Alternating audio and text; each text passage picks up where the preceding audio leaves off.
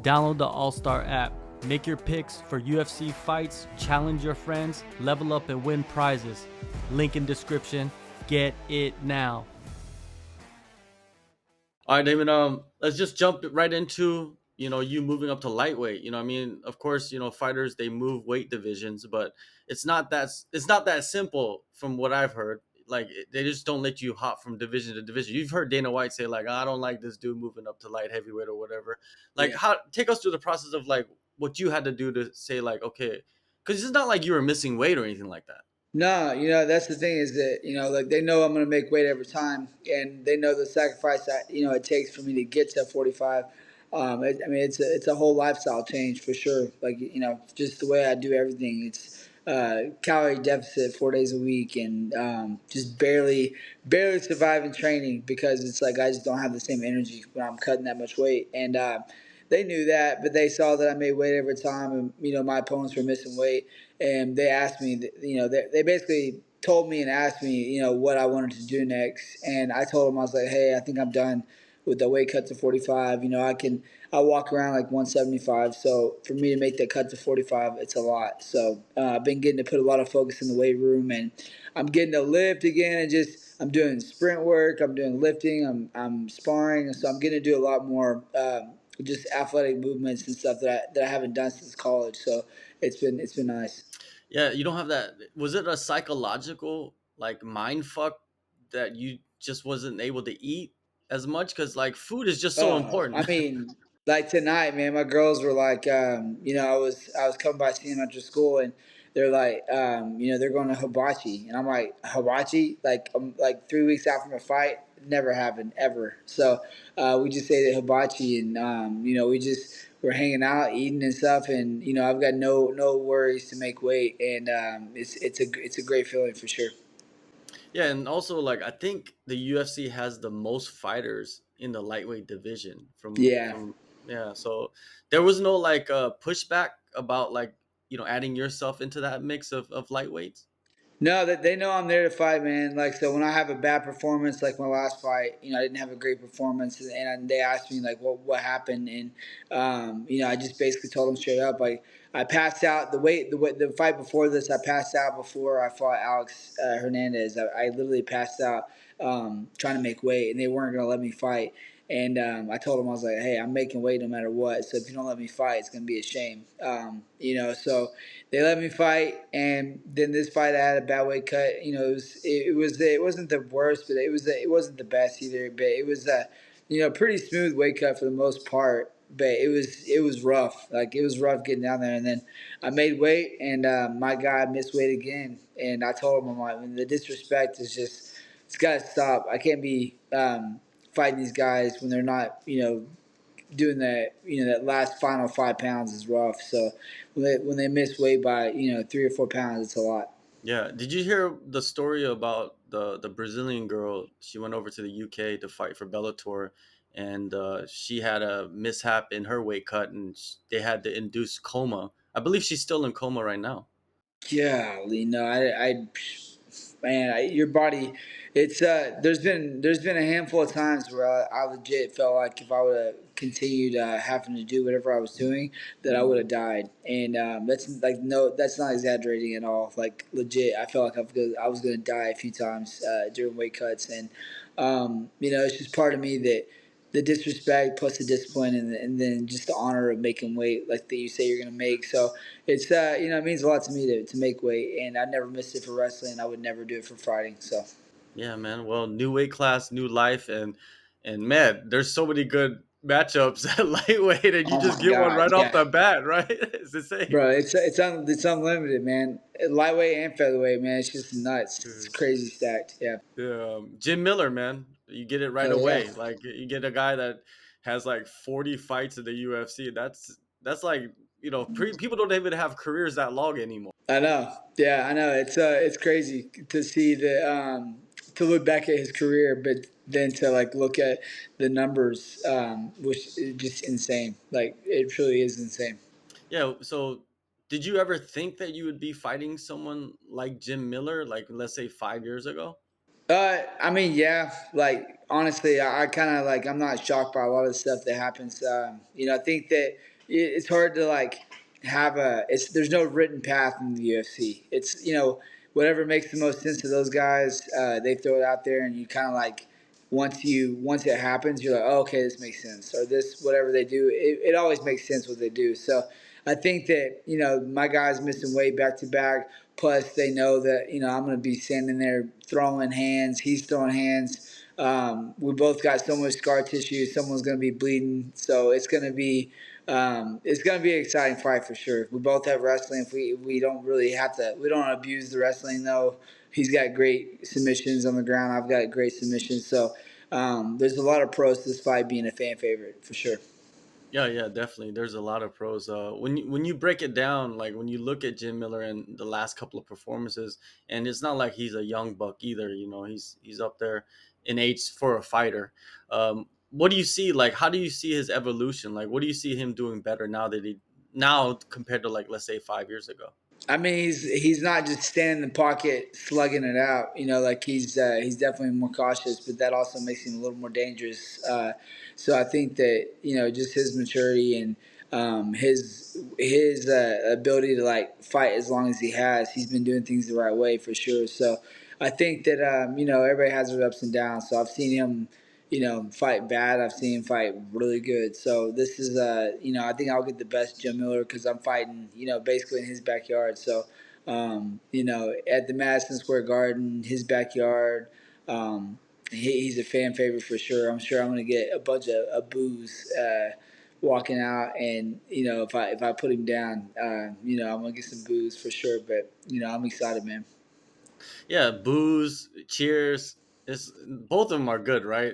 As a fighter, that means you're getting attention. Yeah, I mean, everybody wants to be liked. Everybody wants to Yeah, be loved, but at the end of the day, like, I'm in the cage, they're not. So, like, if someone says something to me, I'm like, all right, whatever, just go with the flow. yeah. And you fought in New York before, right? In the Yeah, past. yeah. I fought in New York and New Jersey. Yeah. Yeah, I fought in Newark once. That was crazy. It was a different world at night. Yeah. Yeah, man. A lot. You fought there before. A lot of other fighters. It would be like their first time actually like being in like New York, fighting in New York, the vibe of New York. What was it Yeah. like dealing with like the commission over there? Because everybody always talks about that. Yeah, California and New York are both trash. Hopefully that doesn't bite me in the ass, but they're both trash, man. I hate fighting both places. They take 30% or whatever it is off the top. They got all their taxes and all their BS. So not the biggest fan. I love Vegas. I love fighting there, and I would love to fight in Texas. The state tax thing, it's pretty awesome here. So, yeah, but New York's pretty cool this time of year. So, I'm excited to get out there and, just to see it and, be out there again during the winter. It's pretty cool. I love Christmas too. So, Yeah, for sure. You talked about how like for this camp, you've been able to just do a lot extra, and yeah. like you have the energy and like has that allowed you to like reach new personal records for yourself or anything like that? Yeah, I mean, just like the lifting weights again while I'm in the middle of camp, that hasn't happened really since I first started my pro career. Like when I was first coming out of college and I went from amateur to pro, and I realized that I needed to cut down to 55 because I used to fight at welterweight, and then I went down to 55 for my pro debut. For my first four fights, I was at pro or I was at 55, and then I moved down to featherweight after my fourth pro fight. And so ever since then, I've been like, the weight room is like, I'm maxing out like, um, you know, maybe 200 pounds on squat max. That's like for 10 reps, everything I do is 10 rep max or more. Like 20 reps is usually what I do, 15 to 20 reps. And now I'm getting to throw some weight out there and I'm getting to lift, heavier weight during my explosive reps because I can feel that my muscle can handle it. I felt like when I was in my calorie deficit, 3 to 4 days a week, my muscles couldn't handle that explosion with heavy weight. So I had to keep everything super light. But yeah, I'm hoping this change of pace can set me back in those kind of the glory days where I'm like getting to just be an athlete. Yeah, for sure. And yeah, man, with camp is the regular schedule. You got your own gym, and then you go over to the main Fortis to do the Yeah. sparring and the camp stuff. Yeah. Yeah, it's a great combination, man. I love it. I love working with young guys because I get to teach them stuff that I've kind of forgotten to drill. And so I get to drill with the young guys, and then I'm going to some of my guys that are prepping for fights, and I'm going with, some of the toughest guys at welterweight, with Jeff Neal just fought, and he looked amazing against RDA. And, so I'm getting to go with these guys that are a lot bigger than me now. And so I'm getting to kind of work with the light guys and the heavy guys. So I'm at that middleweight class. So it's been nice. Yeah, Fortis is like one of those gyms. There's not many of them out there in the world of MMA or in fighting in general, where it's like you guys are kind of like a sports franchise in a way. There's like Yeah. Fortis, you guys only have professionals and amateurs, or do you only have professionals there? No, we have a great combination, and that's only expanding. I think that this next year we're gonna have a few other locations, and it's just people.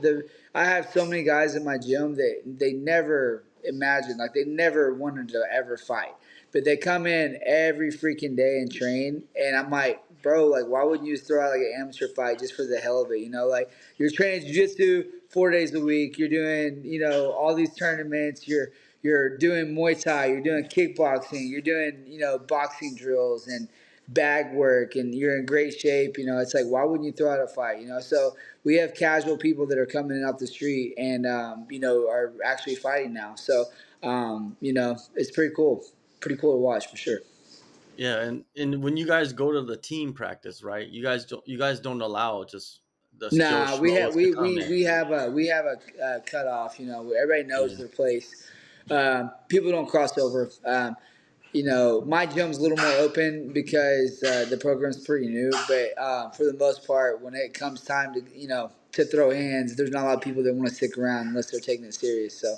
Yeah, how has that been? I mean, working there, in that environment, because not every place is that environment. Like other places, you go to practice, it's like the regular guy, like you mentioned, that has never fought, but he just trains, and then you're Yeah. training for a fight. Those are two different mentalities heading into a practice.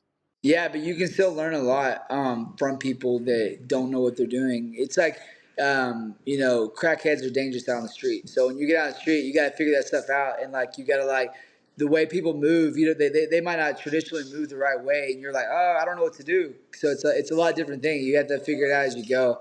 And, sometimes you get punched in the face. You're like, what the hell? Like, where'd that come from? So, I learn a lot, man. I try to learn something from these guys every time I get on the mat, and when I'm teaching them stuff and talking it out and walking through it, it helps me learn a lot too. So, I don't care if the guy doesn't have any fights. I'm getting out there working with them. Like I learn a lot from it, and I get a lot from it for sure.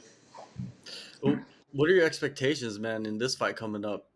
Because man, it's Madison Man, Square Garden. yeah, Madison Square Garden is cool as hell. Like it's something that a lot of people talk about it. A lot of people you hear about it on big events.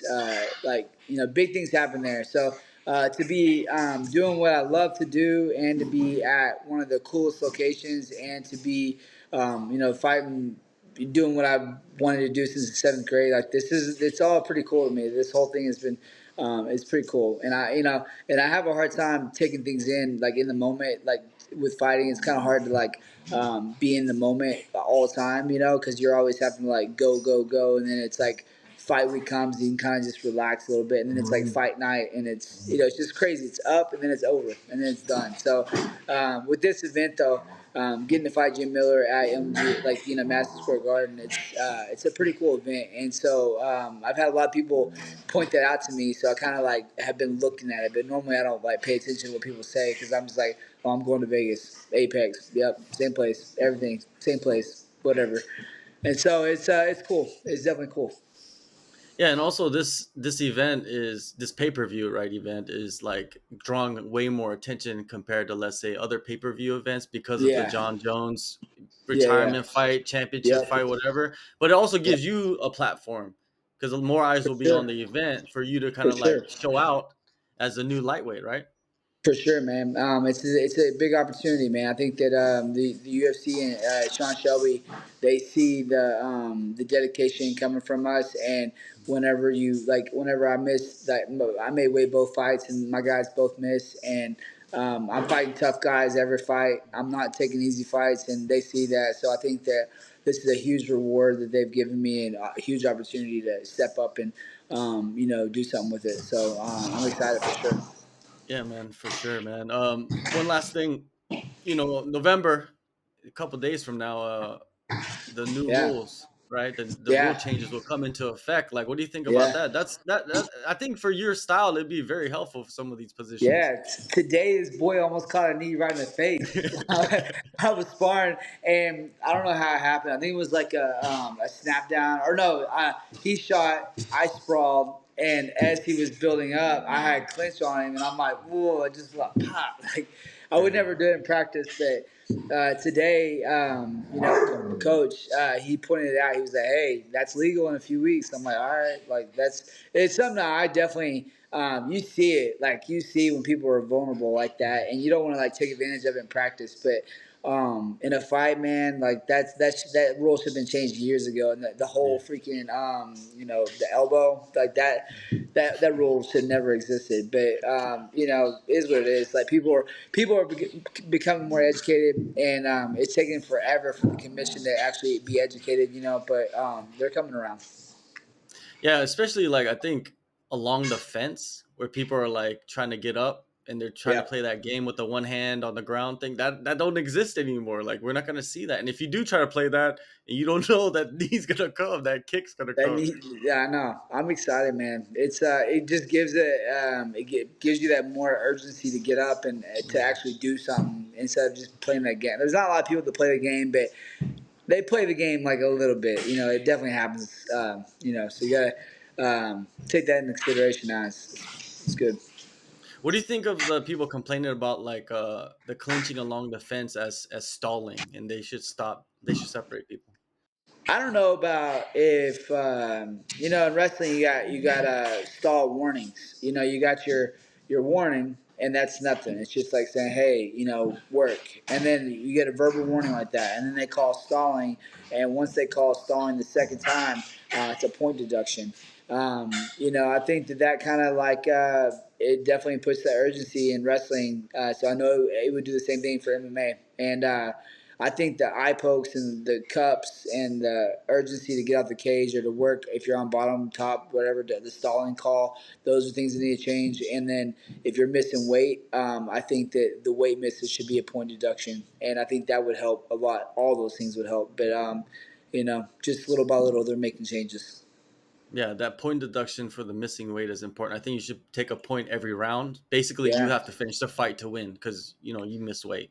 it is what it is. Yeah, Yeah, exactly. change the rules. Well, until then, man, you're fighting November 16th, UFC 309, Oh, MSG. yeah. Damon, man, this is a huge, huge fight and a huge opportunity to introduce yourself to 155. I'm excited for it, man. Good luck on the fight. Oh, yeah. No, I appreciate it too. Thank you for support.